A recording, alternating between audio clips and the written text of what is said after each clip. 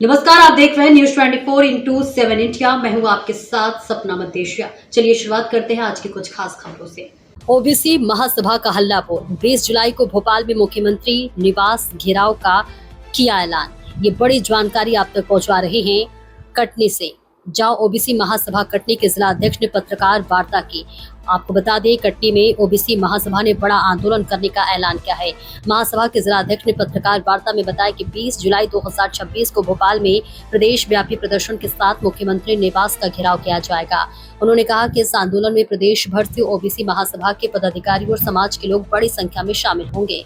संगठन की प्रमुख मांगों में जातिगत जनगणना कराना, ओबीसी आरक्षण से जुड़े 13% होल्ड को हटाना और समाज से जुड़े विभिन्न लंबित मुद्दों पर सरकार द्वारा प्रभावी कार्रवाई करना शामिल है। महासभा का कहना है कि लंबे समय से इन मांगों की अनदेखी की जा रही है, इसलिए सरकार का ध्यान आकर्षित करने के लिए यह आंदोलन जरूरी है। संगठन ने प्रदेश के ओबीसी समाज से अधिक संख्या में भोपाल पहुंचकर आंदोलन को सफल बनाने की अपील की है। कटनी से संदीप शर्मा की देखिए खास रिपोर्ट।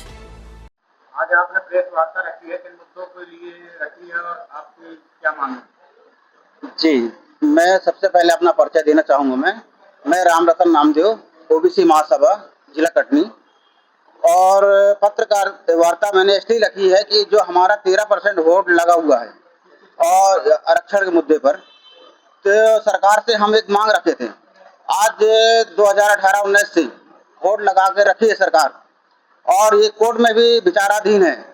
अभी इस मुद्दे को लेकर हम 20 तारीख को एक बड़ा आंदोलन करने जा रहे हैं भोपाल में, मुख्यमंत्री घेराव के साथ में। और हमारी जनसंख्या 20,000 से ज़्यादा होगी, पूरे मध्य प्रदेश के लोग आएंगे। और हम इस मुद्दे को लेकर जब तक लड़ाई लड़ेंगे, जब तक हमारी मांगे पूरी नहीं होगी। ये हमारी ओबीसी समाज लड़ती रही है, लड़ती रहेगी। और ये जो अन्याय हो रहा है ओबीसी समाज से, और ये अन्याय हम बहुत अब बर्दाश्त से ऊपर हो चुका है। इसलिए हम इस मांग को लेकर के प्रशासन और माननीय कोर्ट से भी मांग रखेंगे कि इस मुद्दे को जल्द से जल्द निराकरण करें। ये प्रदर्शन भोपाल में कहाँ करेंगे आप? भोपाल में अभी तो जगह डिसाइड भी हो चुकी भी है। मुख्यमंत्री घेराव भी, जो बंगला है उसका घेराव करने की तैयारी में है। अभी डिसाइड जैसे भी होता है हम आप लोगों को ऐसे भी अवगत करा देंगे। इस प्रदर्शन में जिले के कहाँ से लोग पहुँचेंगे? जिले से बस नहीं, पूरे मध्य प्रदेश से आएंगे। पूरे मध्य प्रदेश? जी जी। क्या नाम है आपका? मैं राम रतन नामदेव, ओबीसी महासभा जिला अध्यक्ष। आज ओबीसी द्वारा प्रेस वार्ता की जा रही है, ओबीसी महासभा के द्वारा, इसमें आप क्या करेंगे? मैं इसमें ये कहूंगा कि ये ओबीसी की आवश्यकता क्यों आई, जरा इस पर अध्ययन करने का विषय है। मनन कीजिए, चिंतन कीजिए कि ये अगड़े और पिछड़े का डिफरेंस कहाँ से पैदा हुआ और क्यों पैदा हुआ। आपने देखा होगा और सुना होगा कि कुएं में पानी भरने के लिए खड़ा हो रहा है अगर आदमी, तो उसको बर्तन नहीं रखने दिया जाता था, उसको ऊपर चढ़ने नहीं दिया जाता था। तो ये आपने उपेक्षा की निरंतर वर्ग की, और जब जिसकी आप उपेक्षा कर रहे हो उसकी भी आवश्यकताएं हैं, उसका भी इस देश में बराबर का हक है।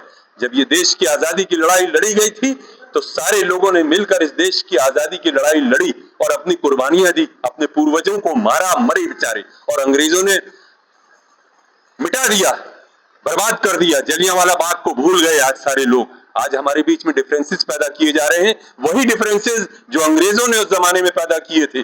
जब जंग हो रही थी, जब लड़ाइयां हो रही थी और वार चल रहा था और देश को आजाद कराने की लड़ाई चालू थी, उस समय ताकत को बांट दिया। हिंदू और मुसलमानों के बीच में विभिन्नता पैदा की गई, ये अंग्रेजों ने पैदा किया था। लड़ाया हिंदू और मुसलमानों को, ताकत कमजोर हुई लड़ाई की, और हमारी जो आजादी बहुत पहले मिल जाना चाहिए थी उसको मिलने में और सालों लग गए।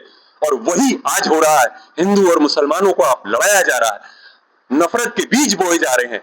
अपनी चाटुकारिताओं के चलते, अपनी सारी भावनाओं को, दुर्भावनाओं को पूरा करने के लिए आज हमारे बीच में नफरत के बीज बोए जा रहे हैं। भाई को भाई से लड़ाया जा रहा है और तुम राज कर रहे हो। वोट डालो, राज करो। अंग्रेजों के पद चिन्ह पर चल रहे हो, उससे जानते हो तुम पूरा देश कमजोर हो रहा है। और देश अकेले यहाँ पर कमजोर नहीं हो रहा है, बल्कि वर्ण के अंदर देश हमारा बहुत पीछे हो गया, जबकि बहुत आगे होना चाहिए था। तो ये बुनियादी बातें हैं अगड़े और पिछड़े की।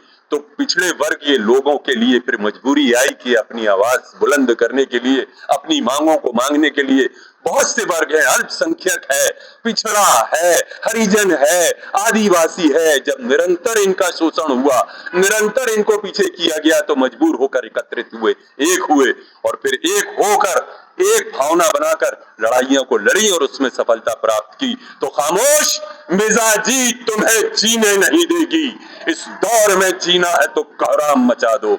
जय हिंद, वंदे मातरम।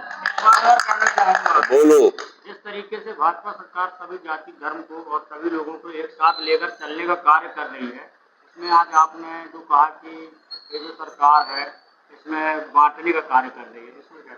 झूठ बोल रहे हैं, सामने दिख रहा है। अकल के अंधों को, ऐसा प्रश्न करने वालों को साफ दिखाई दे रहा है कि कौन क्या कर रहा है।